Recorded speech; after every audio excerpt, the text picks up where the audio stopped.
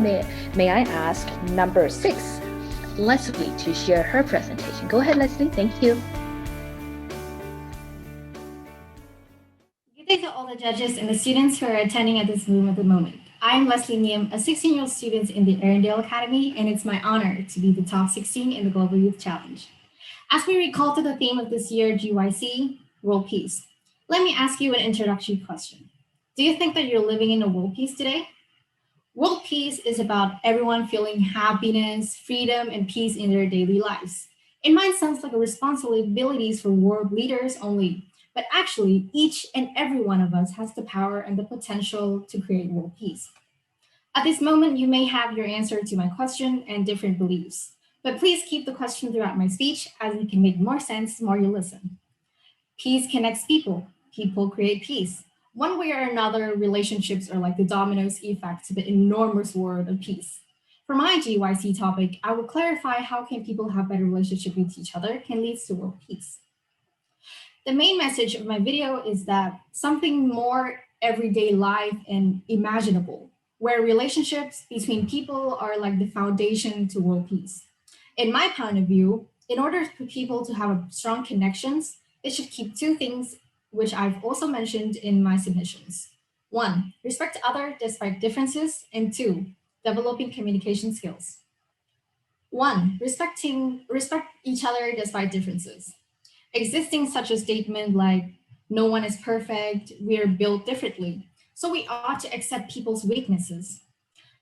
The process of normalization and the process of give and receive doesn't mean forcing yourself in one's belief. Just simply say everyone deserves it, and why not?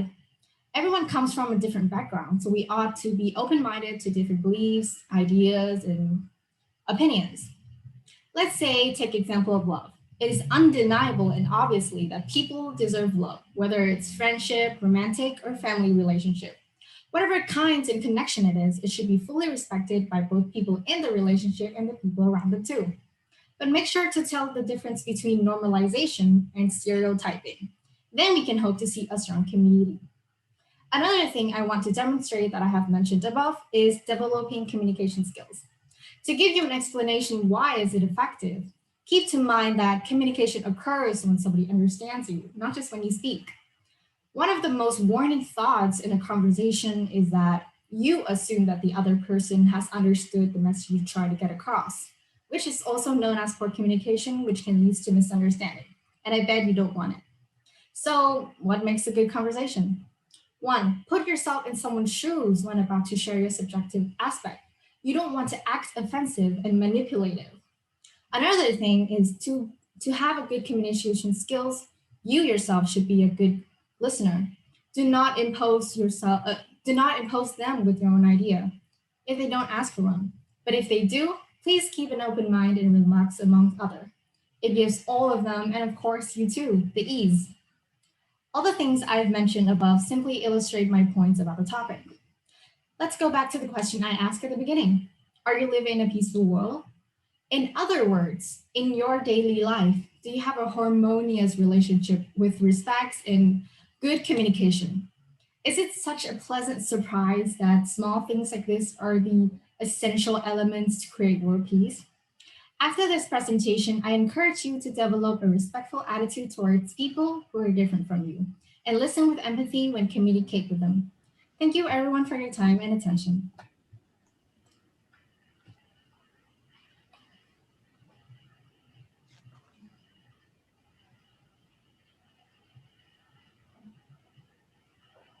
I have finished my presentation.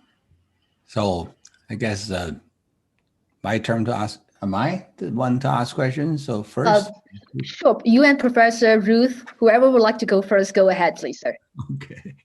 Yeah.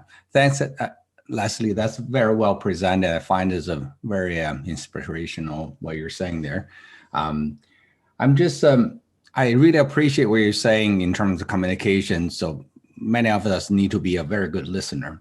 So I'm just thinking if you would share your brilliant thoughts on how would you convey your message more effectively while you're be a good listener. So you said a few more points, but I think I would like to hear a little bit more on that. Say, what would you suggest? fact that I mentioned to be a good to be in good communication, you need to be a good listener. And of course, you be a good listener doesn't mean you just sit there and hearing what others people is telling. You need to hear them with attention and relaxed and open mind. Listeners, there's like an essential and they're like a professional in listening. To listen, you have to pay attention to what they're saying, to pay attention to their micro expressions. By by being an effective listener, you can also arrange their relationship as well. Then you can understand what they're going through, understand what they're be a better listener, be a better friend, and get to know them easier by paying attention and pay attention to their micro expressions can be a really good way. Okay. Thanks, Leslie.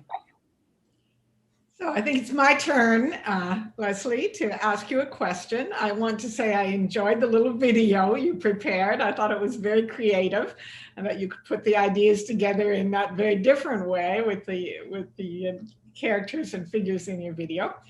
And I was also really interested in, communication, that piece. I think that's a key piece. And I want to ask you, in addition to listening, which is not easy to learn, I don't think we teach it very well in Canada. I'll be love to hear that. But is there also an element of observing, that we need to see people's faces, movements, and so on as a part of communication? And that's become quite difficult with COVID now, when many people have to wear masks and so on.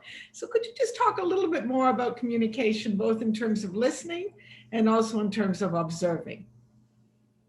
I have to say this is kind of a tricky question, and of course, being in this pandemic, where people tend to communicate more online. So the fact that people communicate online is reduce their self-distress. I think that the problem of communicating, being a good listener and being a good observationer, it's not. It sounds easy, but it's not, because you have to pay attention to like the super little things, the micro expression. And because the pandemic, it doesn't seem like it's an easy chance. But if you find it hard, you're in the relationship with them, right? You should develop and communicate. You can ask them directly, and by giving them a chance, you give yourself a chance too. The observing and the listening is one of the elements as well. But you have to be the conversation starter. So in order to understand them, you have to let yourself explore, and you should give yourself a chance.